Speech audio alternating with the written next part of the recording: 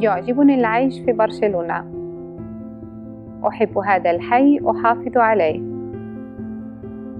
لكن عندما تكون الأزبال مرمية خارج الحاويات فهذا شيء غير مرضي.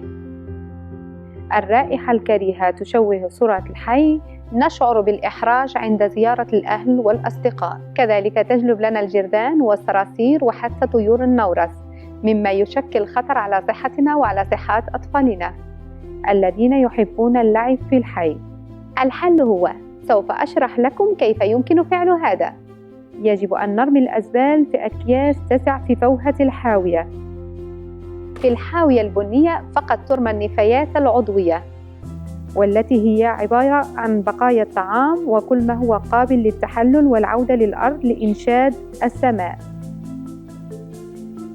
الفضلات لا ترمى في هذه الحاوية.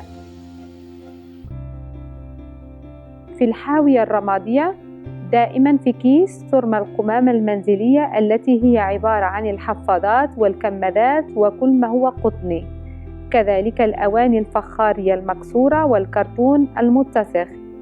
هنا لدينا الحاويات الملونة. في الحاوية الخضراء تضع القنينات الزجاجية بدون غطاء. في الحاوية الصفراء تضع العلب البلاستيكية وكذلك الأغطية البلاستيكية.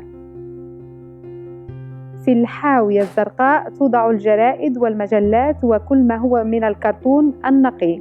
الأمر سهل. إذا قمنا بفعل كل هذا جيداً نسهل العملية على هؤلاء العمال الذين يعيدون تدويرها.